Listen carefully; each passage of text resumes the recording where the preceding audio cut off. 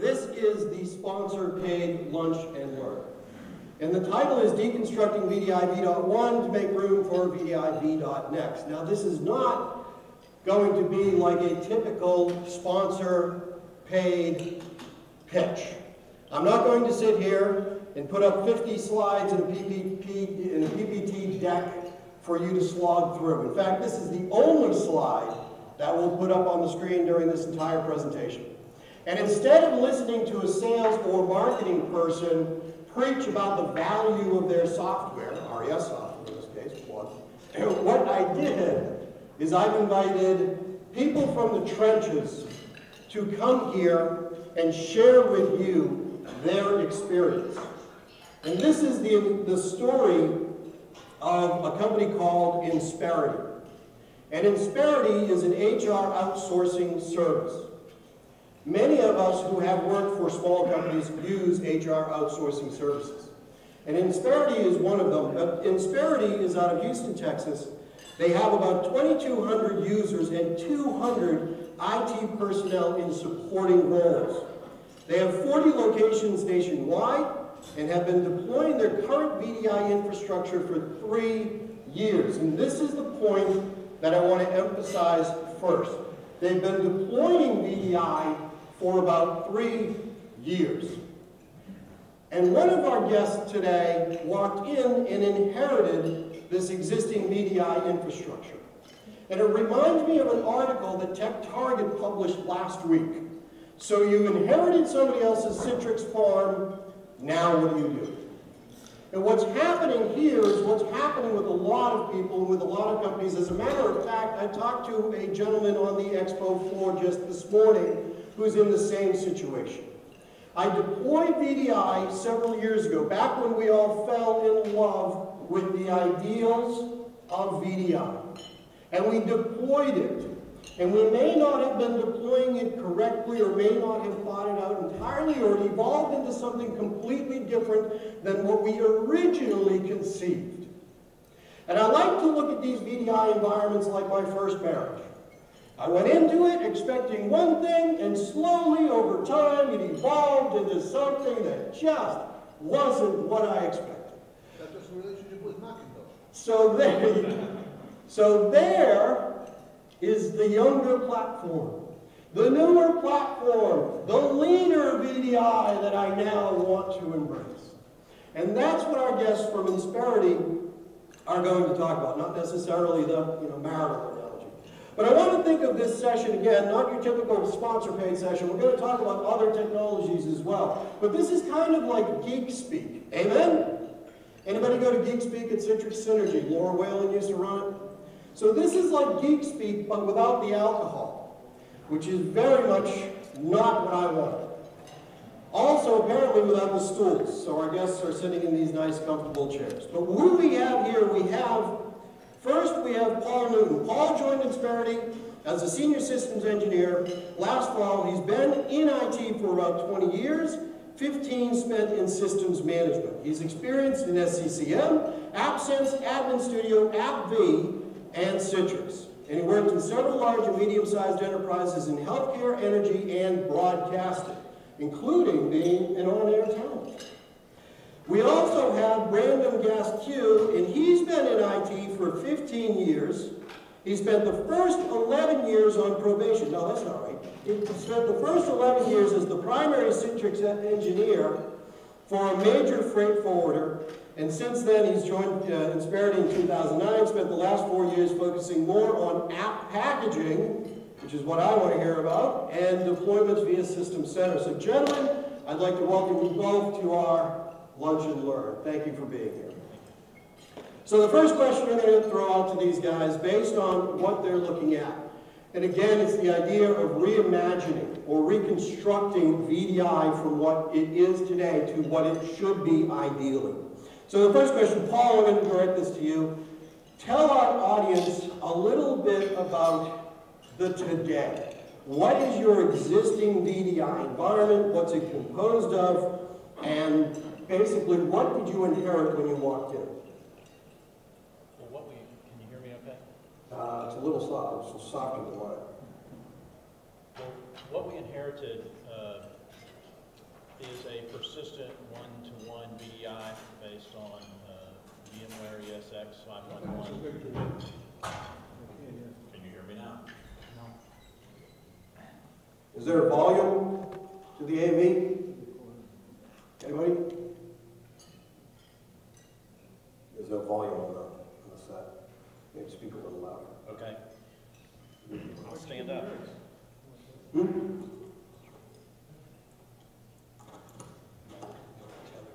Okay, that's awkward.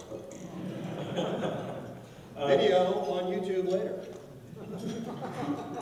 I walked into a persistent one-to-one VDI hosted on VMware ESX 5.1, Zen Desktop 5.6, and ZenApp 6.0. That's where we are today. Our VDI consists of about 300 VDI or VDIs, mainly focused in our corporate offices in Kingwood, Texas. Great. Brandon, do you have anything to add to that? No. So, Paul, with this environment and the understanding that you inherited it, I think what I'd like to know is what are the biggest challenges? Again, this is the existing VDI environment, that ZenApp 6.0, that Zen Desktop 5.6. We all know there's new versions of everything coming down the pipe. What's been the biggest challenge? What are the biggest pain points that you're wrestling with? Well, Insperity as an enterprise is relatively small. 2,200 users is not a particularly big enterprise. And that's a good thing in that we're more agile and able to quickly investigate and adopt the newer and upcoming technologies. That in itself brings up a challenge of, okay, here's something new. How good is it? Does it do what they say it can do? And then does it meet the needs of the business and the business requirements that Insperity has for the things that we do? So new technology and being somewhat cutting edge brings the challenges of fully fleshing things out and making sure we're being good stewards of what the business requires. Excellent. Brandon, do you have anything to add? Well, I think that the VDI experience as a whole, the changes coming on, the users will be a lot happier with the solutions that we provide to them. Gotcha. Now, you guys aren't just strictly VDI at Insperity, are you? No, I mean, we're real world. We have a lot of tools in our tool belt. We have a lot of systems to support. And no, we're definitely not 100% VDI. We have to embrace all the technologies. So we have a substantial amount of traditional desktops, and we have a substantial amount of Macintoshes. We have a substantial amount of VDI. We have iOS devices. We have everything. And I think, what Paul had said probably rings true with a lot of us in here, and maybe it was the inception of VDI in our environment in the first place. New technology comes on the market, and we have a CTO or a CIO who hears about this new technology. They went to a conference, they went to Citrix Synergy or VMworld or MMS or TechEd, and they sat in a session that preached the virtue of the new technology and came back and said, we have to have this. In a lot of environments, that's kind of how VDI evolved a number of years ago, 3 or even 5 years ago, when VDI really started to light up the market. So it can be a challenge, and as Paul said, they're small, agile environments, so they can embrace new technology quickly, but metering it out, vetting it out to make sure it meets the business needs or the needs of the business is absolutely critical. Paul, you know, you mentioned about having to deconstruct that VDI. We even titled the session here, Deconstructing VDI. But outside of new technology, or what screams at me the most when I listen to this, and if you all picked up on it, with the VDI environment that Insperity is looking at right now is a 1-to-1 image-to-user ratio, which is kind of the anti-reason we got into VDI in the first place. But outside of some of these changes, Paul, I'd ask you to tell our audience, what are some of the other factors that come into play when you talk about the quote-unquote deconstruction of your VDI, and as we see the rich clients, and he's got a mixture of other devices as well, consumerization of those devices. So what are some of the other factors that are really weighing on your shoulders? Well, we're having to rebuild our VDI to v.next, and that's going to be provisioned. And of course that brings about a whole bunch of other aspects with provisioning. So the overarching concern on our team has been one of unification. You know, there are a lot of great tools out there. You've got SCCM 2012. You've got Admin Studio 11.5, App v.5, now with Service Pack 1. There's just a lot of really great tools out there. But what do you do with all those tools, and how do you form a desktop? You know, the end user could care less, honestly. Whether it's a virtual desktop or a traditional desktop, whether it's an iOS, they don't care. They just want their app, and they want it to work, and they want it when they want it, and that's all there is to it. My challenge is to take that and all these tools and come up with something that delivers them, not only what they need, but what they want, and do so in a very fast method, which is why unification is so important. And to tail end onto that is integration. You have all these products, but how do they? It's not just how do they play, but how do they play with each other, and how does information pass between them? Because at the end of the day, that's going to be one picture that equals the Insperity desktop. You can talk about consumerization, you can talk about VDI, you can talk about all these theoretical or practical measures or types of desktop, but at the end of the day, I have to create something that is an Insperity desktop, and to an end user that again, the technology behind it is not so much important as the experience. Right. And I think what Paul says is critical to understanding, separating yourself from architecting the most beautiful VDI stack imaginable. I mean, creating an architecture that is, as I would say, refrigerator worthy. You take it home, you put it on the refrigerator because you're so proud of that VDI architecture. But then boiling it down to a point where you realize that the user couldn't give about your architecture. I want what I want when I want it on the device that I want to use. That's all they care about. And Paul had mentioned some of those underpinning technologies and that unification of those technologies. App V being one. How many people are using App V in here or looking at it? Okay? And for packaging of App V, how many people are still using the sequencer? Okay. Paul had mentioned that they're looking at App V. They're using Admin Studio 11.5. There's several tools out there. When you look at an App V deployment, there's several tools out there now that eliminate the need for and I'm going to call it the old sequencer. That manual, individual, package every app individually, spit out the App V packages or the App V files. Admin Studio 11.5 is one of those. The guys from Flexera, yes, this is a RES sponsored session, but I've got to promote my buddies at Flexera. They do it automatically. They got the native file format from us at Microsoft, so that they can take an MSI and actually just spit out the SFT or now the App V package files. So these types of enhancements, these types of efficiencies, take these app V deployments from several days down to just an hour or 2 hours. Citrix App DNA, amen? Anybody?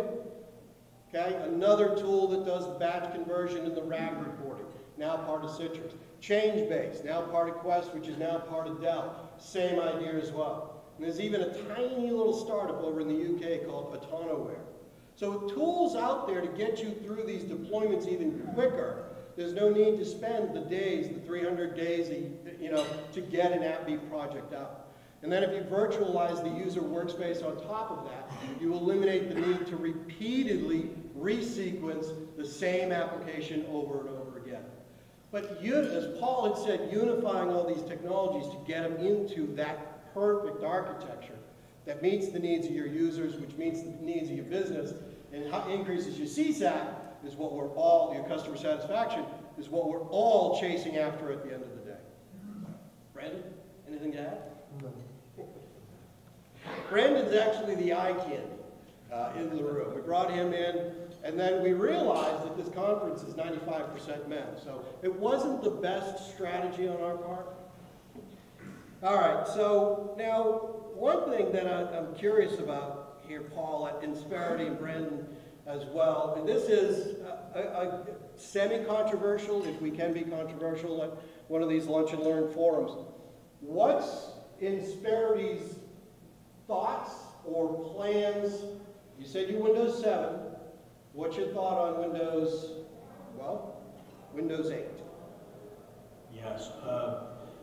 Yeah, our primary operating system is Windows 7, and it's installed in our VDI. Most of our end users either have a laptop or a Wise Zenith client, and those things, or at least the ones that we have, just aren't touchscreen enabled. They don't lend themselves to being touched in order to function, which kind of puts Windows 8 out of the realm for us at the time. Some comments that I heard was that it didn't really make good sense for us right now at this time until more touch-enabled devices come around. Naturally, we have iPads, but that's iOS. But in terms of Windows, there's not really a whole lot of touch-enabled devices in our environment, so it doesn't really make sense for us to embrace Windows 8 at present. Great. Brendan? Okay. So Windows 8, I mean, interesting. I'm going to throw this one out to everyone in the audience. And I can almost predict what the response is going to be. How many of you in your organizations have embraced Windows 8? My God, it's like the whole audience. You guys can't see it up front, but everybody behind you raised their hand. So what about Windows 8.1? Is anybody contemplating, going to test, now that you got your start button back, is Windows 8.1 something that you're going to be looking at? It is. Anybody else? Okay. Now, Paul, mentioned something in his answer about the lack of touch-enabled devices. Is anybody familiar with, it's a component, it looks almost like a USB stick that you can plug into a non-touch enabled monitor, and it makes it a touch-enabled monitor?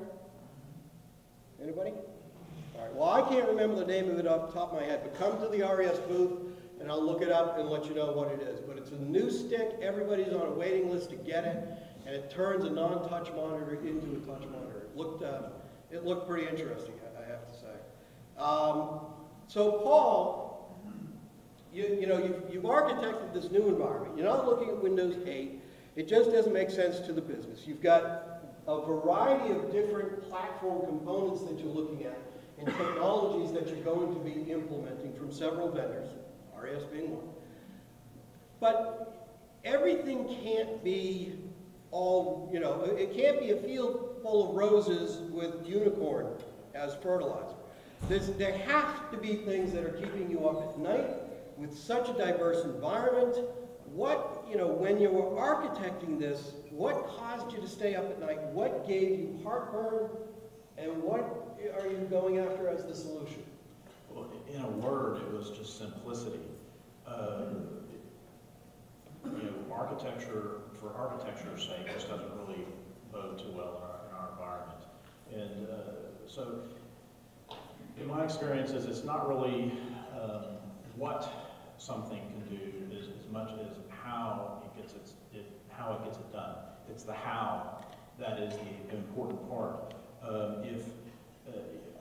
With no offense to consultants or marketing type people or marketing analysts. Marketing is here to be kicked around.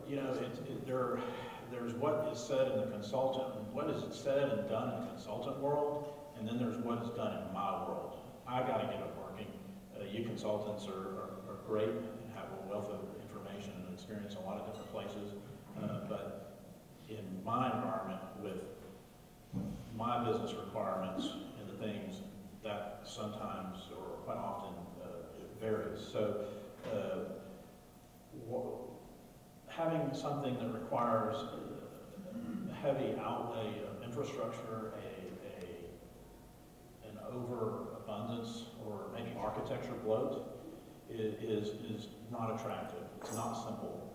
If all I'm trying to do is assign a friendly name to a mapped drive, why do I need, multiple IIS servers, multiple SQL databases, 4 consoles, and 4 agents to accomplish that? That is completely nonsensical to me. It doesn't make sense.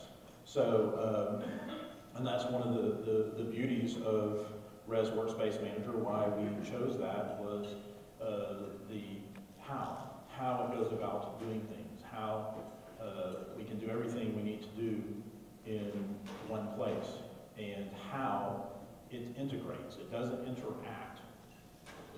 It integrates. If I do something in Workspace Manager console, it shows up in my Citrix console, and vice versa. If I want to place a shortcut on a desktop that is for an application that isn't installed on that desktop, it integrates right into my configuration manager. It'll install it. So Workspace Manager is kind of the glue that binds all of our various system management tools together and pulls it all together into one common experience. And that equals simplicity. That means less for me to do. I put something in one place and it's everywhere. And then I can go to the beach. And that sounds good to me, going to the beach. 26 miles of shoreline here in Chicago. Brandon, anything to add? I'd just like to say that I agree with what Paul mentioned. It is a lot easier to manage with Res Workspace Manager. And if you think about what Paul had said, it's the integration. As we start architecting these VDI scenarios, and I was on the team that worked on the joint Microsoft and Citrix VDI reference architectures. And I think back to those days, and the sheer breadth of complexity didn't dawn on us. It didn't strike us as, hey, maybe that's too complex to bulk or forklift into a data center. Striving for complexity almost seemed like a merit badge on your chest. But it's that simplicity and it's those integration points that are key. The solution to your problem shouldn't be more complex than your original problem. Think about the integrations that are happening today. How many people are using the XenApp connector for SCCM? Amen? Oh, wow, that's a project I worked on for 18 months that fell flat. It's a great integration, allowing you to publish apps from SCCM straight into the XenApp servers and control the power and optimization capacities. But it's these integrations. If Microsoft and Citrix are getting closer and closer with each other and integrating tighter with each other, your third-party solutions should also strive for that same integration and that same tight-knit, not just the working with, but really look at that simplicity in architecture and tight connections to your platform vendors. Paul, last one, I'm going to wrap it up. We have t-shirts that I need to give away. I even have, I have a small t-shirt, and I think I'm going to ask Mike Kirk to model that one for us. So Paul, last thing to finish up here, it's BriForum 2013. when do you think Insperity is going to be finished deploying this new ideal, young, fresh VDI infrastructure? And when are you going to give us a status or a check back? It'll be happening mostly before the end of the year, and you can ask me that again next year, and I'll give you an update. Okay, great. Brandon? I'm good, thank you. Okay.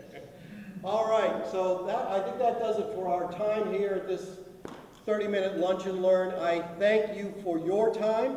I know how valuable it is, especially when you come to these conferences, even though we fed you.